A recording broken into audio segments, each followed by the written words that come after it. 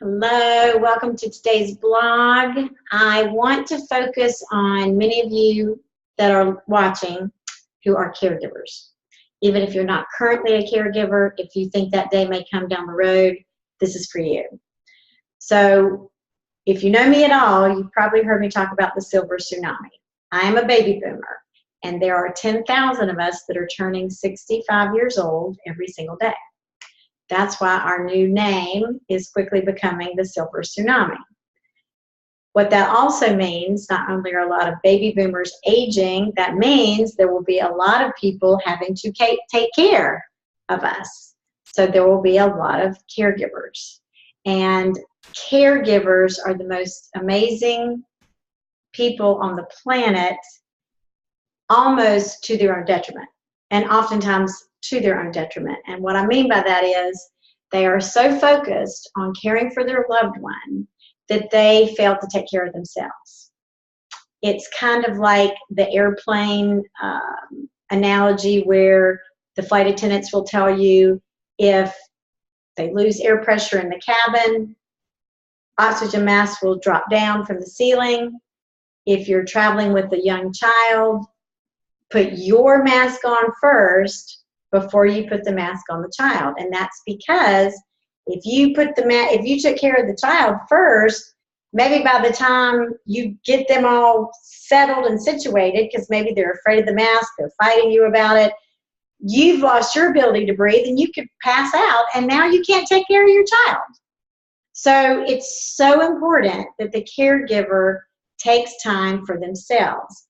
And oftentimes caregivers really struggle with a sense of guilt that, maybe they're angry at the fact that they're having to be a caregiver. Maybe they're exhausted, but they don't feel like there's anything they can do about that because they got to take care of their loved one. There are lots of resources out there for caregivers that they oftentimes just don't know exist. So I want to give you a couple of ideas for you to reach out in your community if you are a caregiver, because you need help, you need support, you got to take care of you so that you are strong enough to take care of your loved one. So there are oftentimes caregiver support groups in your community, whether it be through senior services or the local hospices.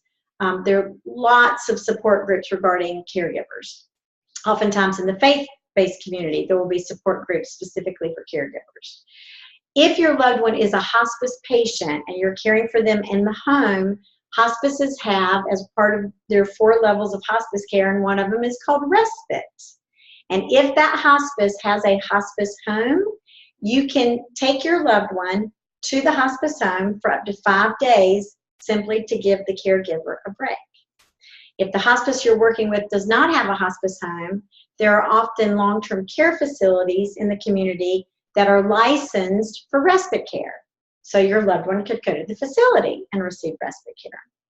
There are a lot of home care agencies that will provide certain services in your home so that you can have a break. Maybe you're an elderly couple, and let's say the husband is the one that is ill, but the wife is also elderly, which means maybe she's not physically able to help her husband with the bath or help him with his meals or get dressed or whatever the case may be. So you can reach out to home care agencies in your community and find out what can they do to bring in people to help support you in taking care of your loved one. There was one really sweet story, sad but sweet. In where I am from, there was a gentleman who was a hospice patient. The hospice was caring for him in his own home. His wife was elderly. I think they were both in their 80s. She became so ill simply from caregiving that she became a hospice patient at the same time. Both of them wound up going to the hospice home because they required that 24/7 intensive care because their pain and symptoms were so acute that they needed that 24/7 around-the-clock care. Somewhere in the process, the gentleman told one of the hospice nurses, I can't live without her. We've been married 60-some years. She's the love of my life. I can't live without her. Well, as time passed, the wife actually died first, and an hour and a half later, the husband died. So he wasn't kidding. He wasn't going to hang around without her. All that to say, she fell ill caring for her loved one because she obviously wasn't getting the support that she needed so that she could care for him.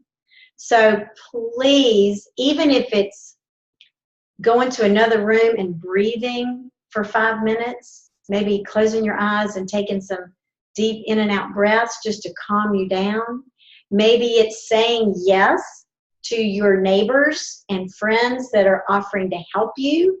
Maybe somebody's offering to come sit with your loved one so you can go to the gym, or they're going to bring you dinner tonight so you don't have to worry about cooking. Many caregivers, their knee-jerk reaction is to say, no, I'm good, I'm fine, we got this.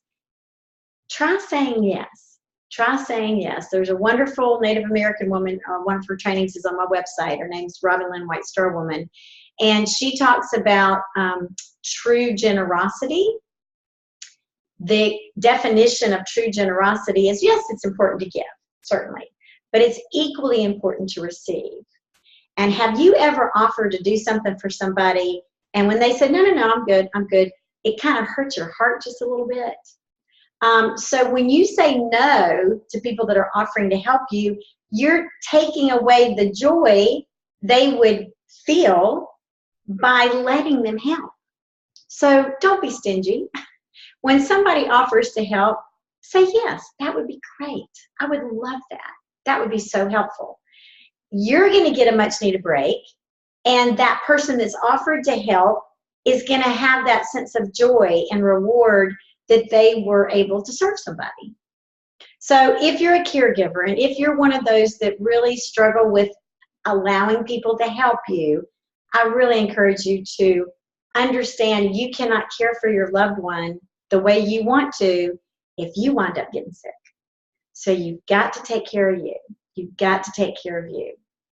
So I hope that resonates with many of you, whether you're a caregiver today or you see that day coming down the road. Really think about what are the things that I can do to keep myself energized and healthy so that I'm present and can give the kind of loving care that I want to my loved one.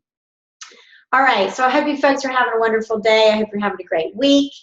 And I will see you next week with another tip. So talk to you then. Bye.